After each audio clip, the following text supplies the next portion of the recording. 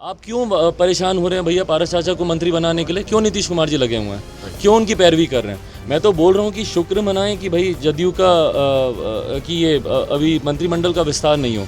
मंत्रिमंडल का विस्तार होते ही सबसे पहले देखिएगा जनता दल यूनाइटेड ही टूटेगी। कैबिनेट का विस्तार तो केंद्र में होना है, लेकिन सियासत बिहार में गर्मा उठी है। जी हाँ, जिस तरीके से मोदी मंत्रिमंडल का विस्तार को लेकर लगातार देश की राजधानी दिल्ली में चर्चा हो रही है, बैठक की बात भी की जा रही है, लेकिन इन सब के बीच बिहार के सियासी गलियारों में लगातार इन बातों को लेकर चर्चा हो रही है।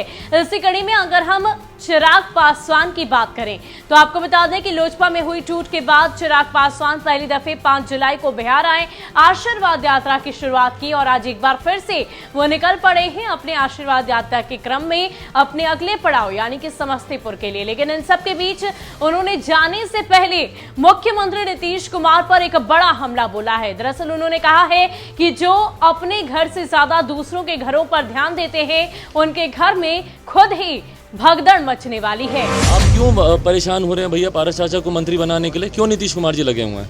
क्यों उनकी पैरवी कर रहे हैं? मैं तो बोल रहा हूँ कि शुक्र मनाएं कि भाई जदयू का कि ये अभी मंत्रिमंडल का विस्तार नहीं हो।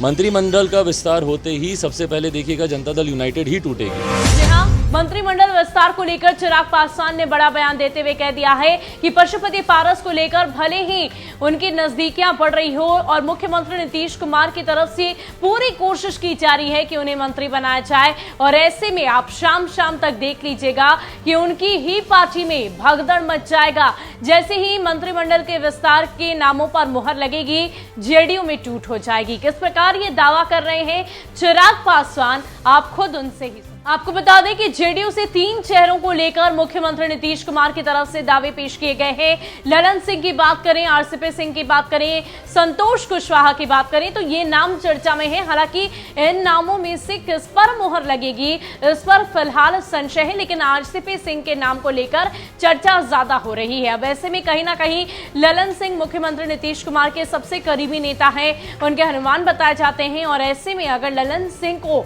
मंत्रिमंडल में जगह नहीं मिलती तो शायद इसी आधार पर विपक्ष की ओर से, चाहे हम चिराग की बात करें, आरजेडी के तमाम नेताओं की बात करें, सभी की तरफ से यह दावा किया जा रहा है कि जेडीयू में टूट हो जाएगी। आपको बता दें कि पशुपति पारस ने जब चिराग को धोखा दिया, उन्हें अपने ही घर से बेदखल कर दिया, उसके बाद से चिराग पासवान लगातार उनके ऊपर हमलावर दिखाई दे रहे हैं, और ऐसे में मुख्यमंत्री नीतीश कुमार का हाथ पीछे से उनके कंधों पर है, इस बात की चर्चा लगातार की जा रही है। और ऐसे में चिराग पासवान को लेकर जब इस तरह की बातें पशुपति पारस की तरफ से की गई, तो जिस तरीके से लोजपा में टूट के बाद चिराग पासवान की नाराजगी लगातार जाहिर हो रही है, और एक बार फिर से मुख्यमंत्री नीतीश कुमार, उनकी पार्टी और अपने चाचा को लेकर चिराग पासवान ने कई तरह के दावे कर दिए हैं। बहरहाल देखने वाली बात होगी कि किस प्रकार केंद्र के कैबिनेट विस्तार पर किन नामों पर मुहर लगती है, क्या वाकई जेडीयू में टूट होती है या नहीं, क्योंकि जिस तरीके से दावे किए जा रहे हैं लगातार इस बात को लेकर बिहार के सियासी गलियारों में चर्चा हो रही है, और एक बार फिर से चिराग पासवान ने भी इस बात की चर्चा कर दी है, दावे कर दिए हैं। फिलहाल के लिए इतना ही। ज्यादा अपडेट के लिए आप बने रहे न्यूज़ फॉर नेशन के साथ। नमस्कार।